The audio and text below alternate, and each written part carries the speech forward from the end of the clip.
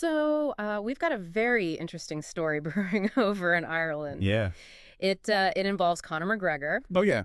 And, he's always been a very outspoken guy. Sure. But these news reports you sent over, Uh-huh. they paint a picture of him kind of stepping things up a notch. Right. Politically, I mean. Not just, like, offering his opinion, Yeah. but, like, trying to actually really force some changes. Uh-huh. So I guess today we want to kind of dive into all that. Yeah. Let's try to break it all down. Figure out exactly what he's trying to do here. For sure. And what it might mean. Definitely. So, I mean, just to lay some groundwork here. Okay. McGregor, he's dabbled in politics before, right? Like back during the, the Dublin riots? the riots in Dublin in 2023. Yeah, a lot of talk about immigration then. Yeah, he was all over social media with that. For sure. But this feels different somehow. I think it is. It's like much more, direct? yeah, direct. Aggressive. Much more pointed. And it seems like all this started after his little trip. To the White House. Yeah, when he met with Trump. Very interesting. And now he's just all over X. Right. Like straight at the Irish government. Yeah, it's kind of wild. And he doesn't mince words either. No, he does not. Accusing them of all this, like, Ad hominem. ad hominem attacks. Which, like, I had to look that up, but it basically means... Attacking the person, not Yeah. the argument. Exactly. Right, and then he's saying they're all about deflection tactics. Yeah, and, like, the Irish people are watching, America's watching. Like trying to put him in the hot seat a little bit. Yeah, for sure. Yeah. But it gets even crazier, because then he goes and, like... Gives him an ultimatum. An ultimatum. Like, 12 days to come up with a plan. A 12-day ultimatum. For all this stuff he wants them to do. Yeah, and the stuff he wants them to do is, It's pretty out there. it's pretty intense. Okay, so first he wants them to, like, dismantle what he calls Ireland's human trafficking racket. Right, and then he's demanding mass deportation of, like, Oh, yeah, all sorts of some people. of the people he considers, like, dangerous, radicalized imports.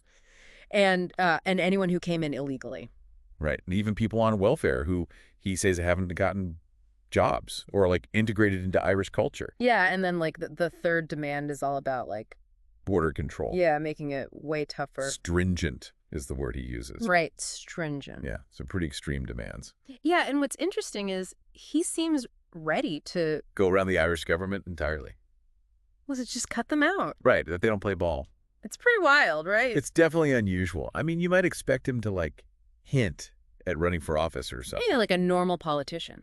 Right, but this is, like, straight up demanding action. With this weird implied threat of, like... America stepping in. Right. He's quoted as saying, his direct plan of action that Ireland and America wishes to see implemented will come in on White House paper attached with my signature.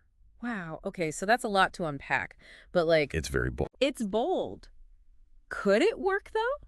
Like, do you think that the Irish government is going to be like, oh, no, Conor McGregor's going to sick America on us? I mean, it's really hard to say. This kind of tactic, this public ultimatum, it's often used by populist figures to, like... Stir things up. Yeah, create this sense of urgency, force the establishment's hand. And he's definitely trying to force their hand here. It seems like he's trying to use that possibility, that stick of U.S. involvement to get what he wants. So to sum it all up, McGregor's not just talking anymore. No, he's making demands. Big demands, and he's not afraid to throw his weight around. Right, and to invoke the U.S. Yeah, and this whole thing is just so fascinating because it makes you think, what does it say about things when a private citizen can try to leverage international influence like this? Is this a new trend, and what could it mean for, like, national sovereignty and all that down the road? It's a good question, and it's something we're all going to have to watch very carefully because this is pretty uncharted territory. For sure. All right, well, that was a lot to think about. Thanks for joining me today, and thanks for listening. It was a pleasure. We'll see you next time on The Deep Dive.